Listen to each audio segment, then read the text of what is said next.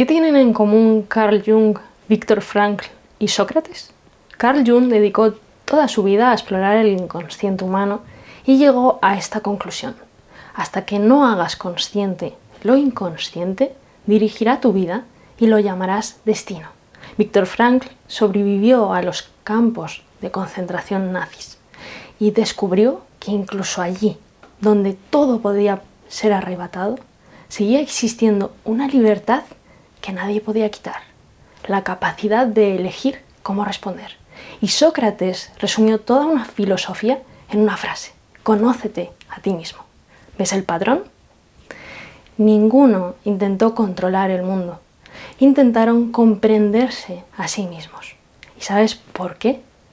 Porque la mayor fuente de poder no es tener más dinero, ni más inteligencia o influencia. La mayor fuente de poder es dejar de ser dirigido por partes de ti que ni siquiera conoces. Porque cuanto más consciente eres de lo que piensas, de lo que sientes, de por qué reaccionas como reaccionas y de los patrones que gobiernan tu vida, más complicado es que el mundo decida por ti. Y solo cuando eso ocurre, te vuelves peligrosamente consciente. En este vídeo quiero enseñarte precisamente eso: cómo desarrollar un nivel de consciencia que te permita dejar de vivir cumpliendo expectativas ajenas, entender qué hay detrás de tus propias reacciones y mantenerte conectado contigo, incluso cuando la vida se vuelve difícil. Porque cuando empiezas a verte con claridad, también empiezas a vivir de una manera completamente diferente. 1. Sal del rebaño. Es imposible pensar por ti mismo si toda tu atención está ocupada pensando como los demás. La mayoría de las personas nunca se detienen realmente a decidir quién quiere ser. Simplemente va absorbiendo. Absorbe opiniones, absorbe objetivos, absorbe formas de vivir, absorbe incluso aquello que debería considerar éxito. Y hay algo que últimamente observo muchísimo. Cuando entro en YouTube, muchas veces tengo la sensación de estar viendo el mismo vídeo una y otra vez.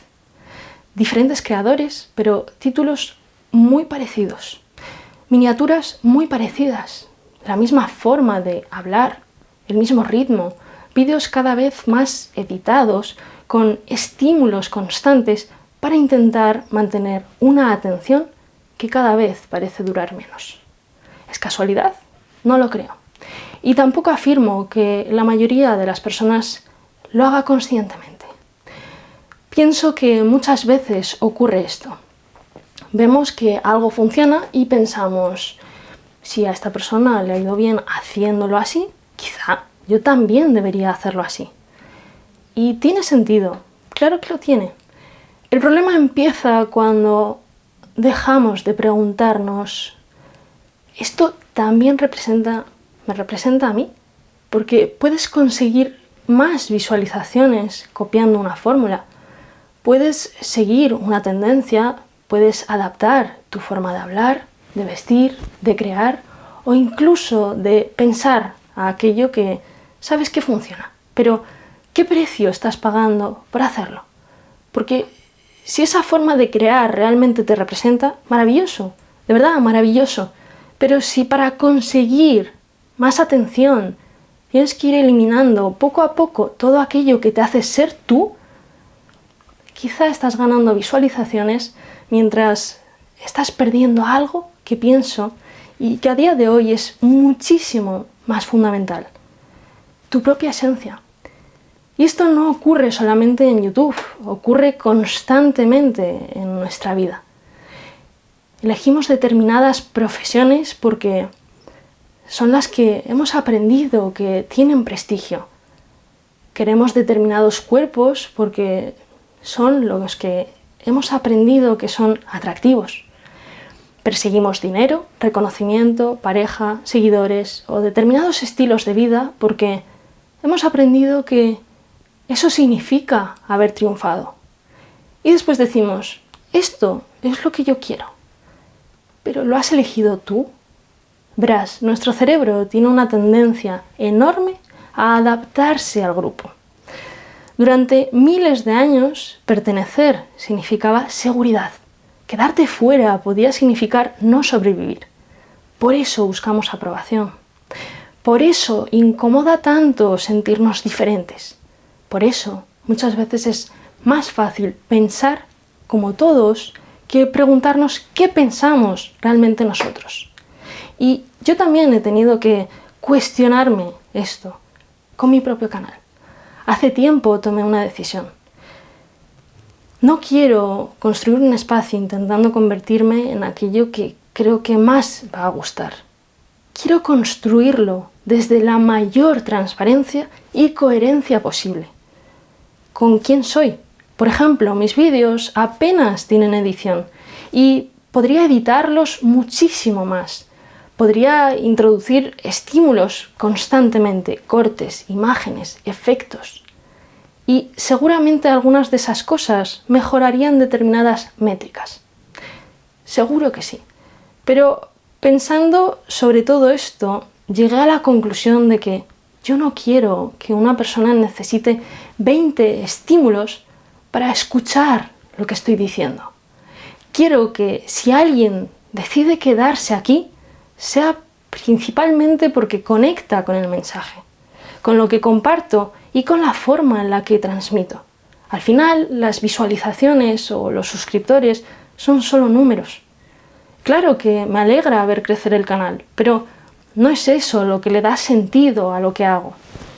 Lo que realmente me importa es pensar que al otro lado de la pantalla puede haber una persona a la que algo de lo que digo le ayude a entenderse mejor, a cuestionarse algo o simplemente a ver las cosas desde una perspectiva diferente. Y si todo lo que comparto consigue llegar de verdad, aunque sea a una sola persona, para mí, de verdad, ya habrá merecido la pena. Y por supuesto que eso no significa que editar esté mal ni que utilizar estrategias esté mal. Yo también utilizo títulos, miniaturas y herramientas que ayudan a que un mensaje llegue más lejos. La diferencia está en no permitir que esas herramientas terminen transformándote a ti. Que tú utilices la herramienta y no que la herramienta termine decidiendo quién eres o quién tienes que ser. Porque ahí está la verdadera pregunta. ¿Cuánto de lo que haces cada día nace realmente de ti y cuánto nace de tu necesidad de pertenecer? ¿Cuántas de tus opiniones son tuyas? ¿Cuántos de tus objetivos son tuyos? ¿Cuántas de las cosas que persigues las seguirías queriendo si nadie pudiera verte? Por eso, uno de los primeros pasos para volverte más consciente consiste en empezar a hacerte esta pregunta constantemente. ¿Esto realmente lo quiero yo o aprendí a quererlo por los demás? Y solo ahí empiezas a cuestionar incluso aquello que siempre habías dado por hecho. Y es precisamente ahí cuando empieza tu despertar. ¡Qué calor! En serio, lo estoy pasando. 2. Vuelve al cuerpo. El segundo paso es volver al cuerpo. Una vez que empiezas a preguntarte ¿qué pienso yo?, aparece inevitablemente una segunda pregunta. ¿Qué siento yo? Porque desarrollar criterio propio es solo una parte de la consciencia. Puedes aprender a pensar por ti mismo y aún así seguir completamente desconectado de ti. Simplemente porque vives aquí, en tu cabeza, pensando, analizando, interpretando, anticipando, intentando comprender absolutamente todo, pero casi nunca sintiendo. Y esto es algo que entendí especialmente bien estudiando psicología. Cuando conocí un enfoque llamado bioenergética. La bioenergética parte de una idea muy sencilla. Mente y cuerpo no funcionan como dos realidades completamente separadas. Aquello que vivimos psicológicamente también puede tener una expresión corporal. Por eso, este enfoque presta atención a la respiración, a las tensiones musculares, el movimiento, la expresión emocional y en general a la manera en la que habitamos nuestro propio cuerpo. Y de ahí me quedé con una idea que para mí es fundamental. No puedes conocerte solamente pensando sobre ti. También tienes que aprender a sentirte. Porque puedes conocer perfectamente tu infancia, tus heridas, tu eneatipo, tus mecanismos de defensa y saber de dónde vienen muchos de tus comportamientos. Pero que alguien te pregunte qué estás sintiendo ahora mismo y no tener ni idea. Porque una cosa es comprenderte intelectualmente y otra, muy diferente, es estar realmente conectado contigo. Y siendo honesta, yo misma he caído muchísimo en esta trampa. Durante un tiempo convertí el autoconocimiento en algo casi exclusivamente mental. Me analizaba, buscaba explicaciones, intentaba comprender de dónde venían mis patrones, ponía nombre a lo que me ocurría y creo que en parte lo hacía porque pensar sobre lo que sentía era mucho más cómodo que sentirlo, hasta que entendí el peligro que esto podía tener. Puedes saber muchísimo sobre ti y paradójicamente estar muy poco en contacto contigo. Porque entender una emoción no significa haberla sentido. Y saber explicar perfectamente por qué te ocurre algo no significa necesariamente que estés conectado con lo que te está ocurriendo. De hecho, a veces podemos utilizar incluso el propio autoconocimiento para alejarnos de nosotros mismos. Analizamos tanto nuestras emociones que nunca terminamos de experimentarlas. Por eso, si en el primer punto hablábamos de desarrollar tu propio criterio y empezar a preguntarte ¿qué pienso yo? Ahora quiero añadir una segunda pregunta. ¿Qué estoy sintiendo yo? ¿Qué está ocurriendo ahora mismo en mi cuerpo? ¿Cómo estoy respirando? ¿Tengo la mandíbula apretada? ¿Estoy encogiendo los hombros? ¿Hay tensión? ¿Estoy cansado? ¿Hay alguna sensación que llevo todo el día intentando ignorar? Porque muchas veces nuestro cuerpo empieza a darnos información antes de que nuestra mente haya conseguido ponerle palabras. Puedes notar un nudo en el estómago antes de reconocer que una sensación te genera inseguridad. Puedes darte cuenta de que tu respiración se ha vuelto superficial antes de reconocer lo estresado que estás. O descubrir que llevas horas con los hombros completamente tensos antes de admitir estoy intentando sostener demasiado. El problema es que nuestra forma de vivir tampoco nos ayuda demasiado a escuchar estas señales. Parece que tenemos que estar disponibles y ser productivos independientemente de cómo estemos. Estás agotado, pero tienes que seguir. No puedes concentrarte, pero tienes que producir. Tu cuerpo te pide descanso y enseguida aparece la culpa. Y esto es algo que yo también tengo que trabajar muchísimo. De entender que tener límites no significa que haya algo mal en mí. Hay días en los que puedes dar muchísimo y hay días en los que no. Hay momentos para avanzar y momentos para parar, pero para poder diferenciarlos, primero tienes que ser capaz de escucharte.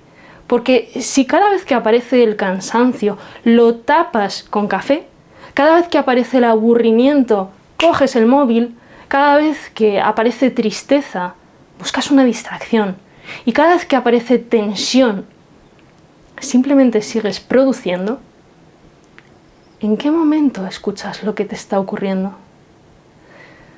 No deberíamos necesitar que el cuerpo grite para parar y prestarle atención. La consciencia también consiste en aprender a detectar las señales cuando todavía hablan bajito. Y por eso, para mí, conocerse de una manera profunda implica integrar diferentes dimensiones. La mente, qué pienso, el cuerpo, qué siento, qué necesito. No se trata de dejar de pensar para empezar a sentir. Se trata de integrar ambas cosas. Porque pensar sin sentir puede desconectarte de ti, pero sentir sin ser capaz de comprender lo que te ocurre tampoco es suficiente. Necesitamos una mente capaz de desarrollar criterio y un cuerpo al que todavía seamos capaces de escuchar. Así que deja de conocerte únicamente desde la cabeza. Baja también al cuerpo, respira, siente, escúchate. Porque quizá llevas muchísimo tiempo intentando comprender con pensamientos algo que tu cuerpo lleva tiempo intentando mostrarte. Y aquí aparece una pregunta muy importante. ¿Cómo aprendemos a hacer esto? ¿Cómo dejamos de estar constantemente atrapados en nuestro pensamiento? Y empezamos a observar lo que está ocurriendo dentro de nosotros sin tener que analizarlo todo. Para mí hubo una herramienta que cambió muchísimo esta relación con mi mente y con mi cuerpo. Y precisamente por eso el siguiente punto es 3. Medita. Y aquí quiero contarte algo personal, porque creo que fue una de las primeras veces en mi vida en las que experimenté realmente de qué estamos hablando. Para mí, 2020 fue un año tremendamente revelador. Estábamos confinados por el COVID-19 y yo en aquel momento estaba estudiando una carrera que ni siquiera sabía si me gustaba, ingeniería alimentaria. Y recuerdo perfectamente aquella época. Estábamos encerrados en casa, prácticamente no teníamos que salir, no teníamos que socializar y curiosamente yo estaba bastante cómoda. Me encerré muchísimo en mí misma. Estaba descubriendo todo el mundo del desarrollo personal. Había empezado a leer, a cuestionarme muchísimas cosas, a levantarme incluso a las 5 de la mañana. Fue un cambio de paradigma enorme para mí. Y un día encontré a un chico haciendo una meditación guiada. Nunca había meditado, pero soy una persona a la que le gusta probar las cosas y después, desde mi propia experiencia, decidir esto me sirve o esto no. Así que cogí un cojín, me senté y simplemente seguí lo que aquel chico decía. Y os prometo que aquella primera experiencia fue tremendamente reveladora para mí. No sé siquiera si lo que hice aquel día podría llamarse meditar, pero recuerdo perfectamente la sensación. Por primera vez en muchísimo tiempo sentí silencio, sentí calma, sentí que estaba ahí y pensé, ¿qué es esto? Porque hasta entonces prácticamente toda mi experiencia ocurría aquí dentro, en mi cabeza. Pensando, anticipando, analizando, dándole vueltas a todo. Y de repente había descubierto que podía simplemente estar. Claro, después intenté seguir meditando y descubrí la otra cara de todo esto. No aguantaba ni 5 minutos. 5 minutos me parecían una eternidad. Y creo que precisamente ahí es donde mucha gente abandona la meditación. Porque al principio ocurre algo muy curioso. Te sientas, cierras los ojos y esperas sentir una paz espiritual maravillosa. Y lo que descubres es el ruido que tienes dentro. Te pica la pierna, piensas que vas a comer, recuerdas una conversación de hace 3 años. Te preguntas cuánto tiempo llevas, abres un ojo para mirar el reloj. Han pasado 2 minutos y piensas, yo no sé meditar. Pero es que precisamente eso es empezar a meditar. Al principio pensé que meditar consistía en dejar la mente completamente en blanco. Y como seguían apareciendo pensamientos, creía que lo estaba haciendo fatal. Hasta que entendí algo que cambió completamente mi manera de verlo. Meditar no consiste en dejar de pensar. consiste en aprender a observar lo que aparece sin tener que seguirlo.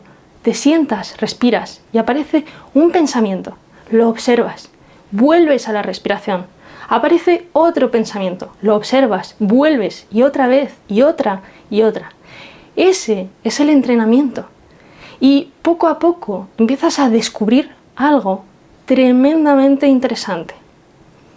No tienes que creerte todo lo que piensas. Puedes tener un pensamiento sin obedecerlo. Puedes sentir miedo sin salir corriendo. Puedes recordar algo sin quedarte atrapado durante 20 minutos en esa historia.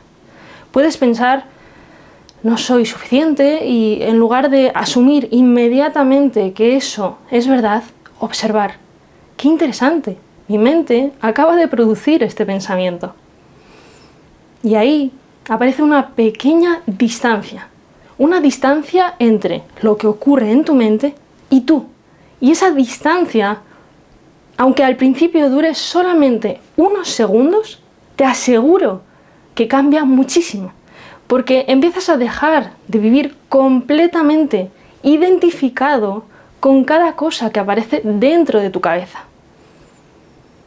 Y con los años he descubierto que para mí meditar no significa necesariamente estar sentada encima de un cojín. También puedes llevar esa atención a cosas completamente cotidianas. Por ejemplo, comer. Hubo una época en la que empecé a practicar muchísimo esto, porque esto que conocemos mindfulness. Y puede parecer una tontería, pero prueba algún día a comer sin absolutamente ningún estímulo, sin móvil, sin televisión, sin un vídeo de fondo. Simplemente comer, notar la textura, el sabor, la temperatura, observar cómo masticas. Y te das cuenta de algo bastante absurdo. Llevas toda tu vida comiendo y hay momentos en los que ni siquiera estás presente mientras comes. Porque tu cuerpo está en un sitio y tu mente está en otro. Y eso ocurre prácticamente con todo. Te duchas pensando en lo siguiente que tienes que hacer. Caminas mirando el móvil. Comes viendo la televisión, un vídeo, lo que sea. Hablas con alguien pensando qué vas a responder. Terminas una tarea pensando en la siguiente. Estamos constantemente en algún lugar diferente de aquel en el que está nuestro cuerpo. Y para mí, la meditación empezó a cambiar precisamente eso. Me enseñó a volver. De hecho, ahora tengo una forma de meditación bastante diferente. Corro largas distancias y cuando tengo tiradas de 20, 25 o incluso 30 kilómetros, muchas veces no llevo absolutamente nada. Ni música, ni podcast, ni vídeos, silencio. Y puede estar muchísimo tiempo simplemente corriendo, respirando y observando lo que aparece. Y os prometo que es tremendamente revelador. Porque después de tantos kilómetros empiezan a aparecer cosas, pensamientos, incomodidad, aburrimiento, juicios. Estoy yendo demasiado lenta, debería acelerar, hoy estoy fatal, todavía me quedan muchísimos kilómetros. Y ahora muchas veces incluso me hace gracia porque puedo observarlo y pensar, mira, mi mente otra vez diciéndome que debería ir más rápido. Y sigo corriendo. No necesito discutir con ese pensamiento. Tampoco necesito eliminarlo. No necesito demostrarle que está equivocado. Simplemente puedo dejarlo pasar. Y eso es exactamente lo que intentas entrenar meditando. Observar sin engancharte. Porque nuestros pensamientos aparecen constantemente. El problema empieza cuando pensamiento se convierte automáticamente en una verdad. Pienso que voy a fracasar. Pienso que alguien está enfadado conmigo. Pienso que estoy haciendo el ridículo. Pienso que debería estar haciendo más. Tengo que hacer más. No, has tenido un pensamiento. Nada más. Y cuanto más entrenas esa capacidad de observar, más empiezas a darte cuenta de qué patrones se repiten dentro de ti. ¿Qué te preocupa constantemente?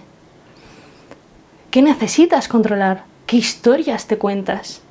¿Qué situaciones activan determinados pensamientos? ¿Qué cosas intentas evitar? Y ahí la meditación empieza a convertirse en una herramienta increíble de autoconocimiento. Porque empiezas a ver tu mente funcionando mientras funciona. Y por eso digo, medio en broma, que meditar puede llegar a ser bastante peligroso. Porque empiezas a estar demasiado cómodo sin estímulos. Empiezas a disfrutar del silencio, de caminar sin nada, de correr sin escuchar nada, de sentarte sin necesitar entretenerte. Y cuando aprendes a estar ahí, contigo, empiezas también a darte cuenta de la cantidad de cosas que utilizabas simplemente para no encontrarte contigo. El móvil, la música constante, las redes sociales, el trabajo, la productividad, incluso determinadas relaciones. Y creo que ahí se conectan perfectamente los 3 pasos que hemos visto hasta ahora. Primero, ¿qué pienso yo? Dejas de copiar automáticamente al mundo exterior y empiezas a desarrollar criterio propio. Después, ¿qué estoy sintiendo yo? Sales de la cabeza y vuelves al cuerpo. ¿Y ahora qué está haciendo mi mente? Aprendes a observar tus pensamientos sin convertir automáticamente cada uno de ellos en una verdad. Pensamiento, cuerpo, observación. Y poco a poco empiezas a conocerte desde un lugar completamente diferente. Porque quizá la consciencia no consiste en conseguir que dentro de ti deje de haber ruido. Consiste en ser capaz de escucharlo, sin dejar que ese ruido decida constantemente por ti. Y quizá ahora puedas entender por qué al principio de este vídeo hablábamos de Jung, de Frankl y de Sócrates. Porque los 3, de formas completamente diferentes, terminaron apuntando hacia el mismo lugar, hacia adentro. Jung entendió que aquello que no hacemos consciente termina dirigiendo nuestra vida.